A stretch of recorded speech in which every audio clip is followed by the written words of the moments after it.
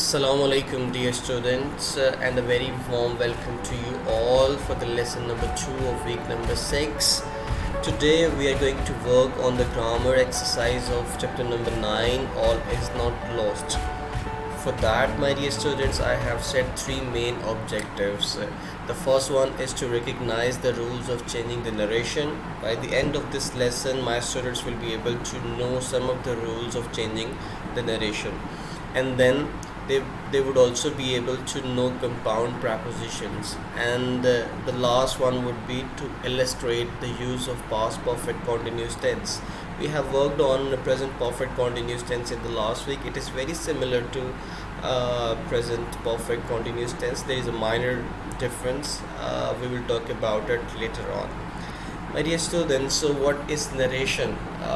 Narration could be of two types, so direct or indirect. I have given an example over here. There are two persons, Akram and Ali. Akram said to Ali at 11 a.m., I love my son. Akram said to Ali that I love my son at 11 a.m. That particular Ali went to this boy, Amin, at 11:30, and Ali talked to Amin that Akram says to me, I love my son. This is one way to describe the narration, the story of this boy, Akram. Okay, so this is the one way. This is called direct narration, in which there are inverted commas. So this is called direct narration. And if we talk about indirect narration, Ali to Amin, Akram says to me that he loves his son. This is indirect narration when someone talks indirectly.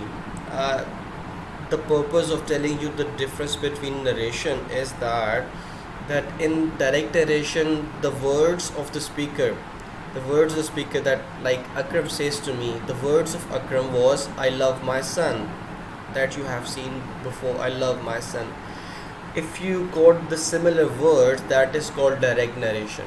But if you quote them in your own words, that becomes your indirect narration. So this is the difference between direct and indirect narration. If we can move forward, my dear students, there are two types of narration, direct speech and indirect speech. Within that, there are two types of things. I mean, we have to work on it. To understand some of the rules of narration, we have to understand some of the technicalities. This part of the sentence, he said to me, is a reporting speech. I work in a factory. This is a reported speech. You need to know the names, because I am going to give explanation through these names. Reporting speech means, for example, some reporters from Pakistan news channel comes to Prime Minister office and leaves the office and telecast some of the news. He will say, Prime Minister says. This is reporting. What is reported? That is, I work in a factory. Prime Minister will say, I will work hard for my country. So this is reported speech. So you may have understand the difference between reporting speech and reported speech. Inside the inverted commas, this is called reported speech.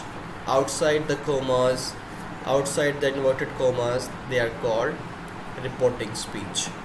Now I'm not going to tell you this how to change it into indirect narration, but this is the face of indirect narration, and this is direct narration, and this is indirect narration. I will teach you how to change it into indirect narration later on. But for that particular slide, you have to understand between reporting speech and reported speech. My dear students, now how we can change the narration into indirect narration? There could be a two-way question. Examiner can give you indirect narration and he can ask you to change it into direct narration, but mostly he gives you direct narration and asks you to change it into indirect narration. So now the first thing is to know how to change the pronouns in narration. So he says to me, I like you. He says to me, I like you. Now this would remain same. this reporting speech would remain same. There would be a change in reported speech. When you are changing it into indirect narration, there is no change into the pronouns of reporting speech. The change would be in the reported speech. So this I and you, these two are pronouns, they have to be changed. Now, how they can be changed? My dear students, there are three types of pronouns: first person pronoun, second person pronoun, and third person pronoun. You must have learned it before holidays, the types of pronouns. The first person pronouns are to I and we. Second person pronoun is only one, you. And third person pronouns are he, she, it, they, one. So these are personal pronouns. If there is first person pronoun in the reported speech, it would be changed with the subject of reporting speech. What I have said, if there is a first person pronoun in the reported speech, it would be changed with the subject of the reporting speech. Like he says to me, I like you. Now this I would be changed with he because of the subject in reporting speech. And then if there is second person pronoun, it would be changed with the object of the reporting speech. What I have said, if there is a second person pronoun in reported speech, you have to change it with the object of the reporting speech. So this you would be changed with me. So these are the ways to change the pronouns. First person pronoun would change with the subject of the reporting speech, and second person pronoun would be changed with the object of the reporting speech. Now if there is third person pronoun over here, I like him, it would never change. This is the rule. Third person pronoun in narration would never change. Would never change. Third person pronoun would never change. Like he, she, it, and they would never be changed in indirect narration. They would remain their position, their place. And this says to will, you can write it as it is in the indirect narration. He says to me that you can write like this, but there is a better way. You should write like this. He tells me. To change this says to me, you have to write he tells me. This is all about change of pronouns. My dear student, you need to remember that we are not working entirely on narration, every type of sentences. Particularly our focus would be on assertive sentences. So my dear students, we are moving forward to the change of tenses. Now this is important. Most of the students find it hard to change the tense of direct narration to indirect narration. Now there is a term over here in reporting speech. There is a verb said to or says to. You have been watching on your screen. This is a verb in reporting speech. What we call this verb? We call it reporting verb. Now reporting verb has a major role how to change the tenses of direct narration and indirect narration. My dear students, if the reporting verb in the direct narration is in present, there is no need to change the tense of reported speech. This is your reporting speech and this is your reported speech.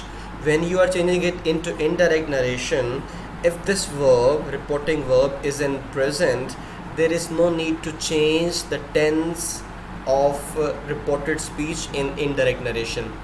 It will remain the same. But my dear student, if the reporting verb is in the past, now if this particular verb is in the past, we have to change the tense of reported speech in indirect narration. Now how we can change? You need to remember one thing over here, that if there is a second form or a past form of reporting verb, then we have to change the tense. Otherwise, if there is a present, we do not have to change the tense. If there is a past over here, we have to change the tense. Now how we can change and which tenses we have to manipulate. So how can we change the tenses if the reporting verb is in the past? My dear students, if the reporting verb is in the past, you are watching on the screen, sat is in past, you have to change the tense. Now simple present tense would go into simple past, present continuous would go into past continuous, and present perfect would go into past perfect, and present perfect continuous would go into past perfect continuous. This is what you need to understand. All the present tenses would go into past according to their aspects. Present indefinite would go into past indefinite, present continuous would go into past continuous, present perfect would go into past perfect, and present perfect continuous tense would go into past perfect continuous tense. But if there is already past simple past, past indefinite tense, and the reporting verb is also past, you have to change simple past into past perfect. And if there is already past perfect tense in the reported speech and the reporting verb is also in the past, you do not change it. You should not change it. Past perfect would remain past perfect. Now if there is past continuous already in the reported speech and the reporting verb is in the past, you have to change this past continuous into past perfect continuous tense. And then this is important, future tenses. My dear students, in future tenses mostly we use will and shall as a helping verb to predict future aspect. Now the past form of will and shall are verb. So my dear students, you have to change will and shall both into verb. So this would be the past form of future. I will be in Geneva on Monday. You have to change this will into verb.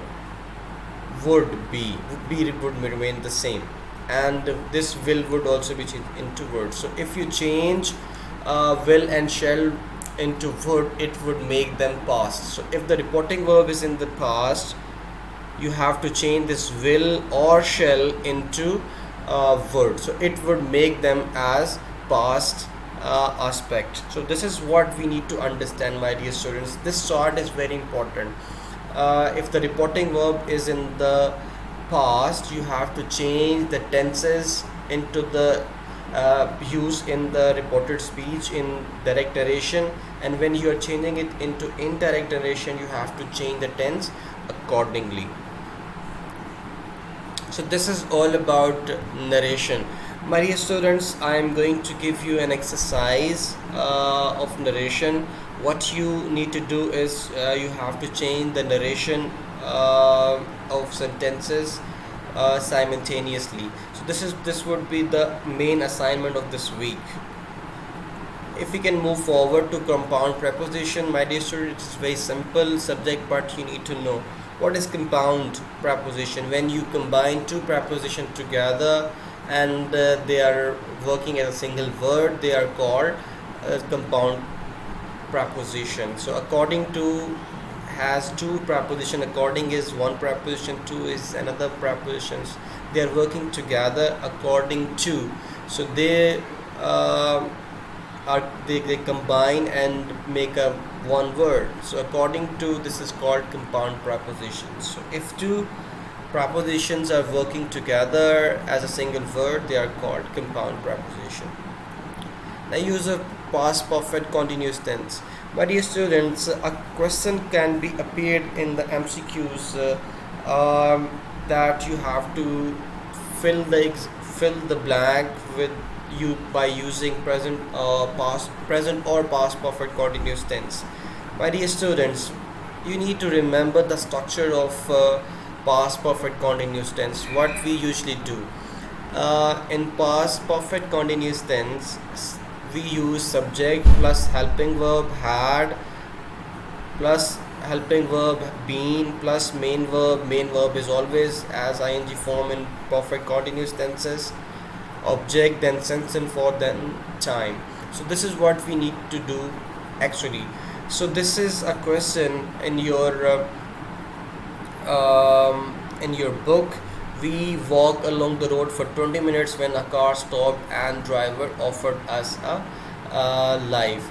Now the examiner will ask you to fill this blank. Now the first thing is to see the type of what tense you have to apply. You have to apply in this particular blank. So when you are saying for 20 minutes, it predicts you that there is a duration in the sentence. So duration predicts this. This is perfect continuous tense. And in the following clauses, when a car stopped, it means this is past. So it predicts you this is past perfect continuous tense. Now you have to apply. We had been, and then walk, we had been walking. So this is what you need to do, my dear students. So I hope you have learned it, the use of past perfect continuous tense. What for one thing you need to remember, there must be had been and ing form in past perfect continuous tense. This is what are all about we are talking. My dear students, if we can recap the lesson, the most important thing is narration. In this lesson, you have to know there are two types of speeches: reporting speech and reported speech, and there are two types of narration: direct narration and indirect narration. And then there is a way to change the pronouns, my dear students, and then there are ways to change the tenses. One thing, because this is irritating, if the reporting verb is in the past, then you have to change the tense of this reported speech. Otherwise, if it is present, there is no need to change the tense of reported speech when you are changing it into indirect narration. So this is all from my side, my dear students. I hope you will work hard for this lesson and for the previous lesson. There are two assignments for this week. One is to cram and remember all the comprehension questions of chapter number 9, and you have to solve the questions of narration. You have to solve, you have to change the narration of sentences into required narration. So this is all from my side. I wish you luck and would say goodbye.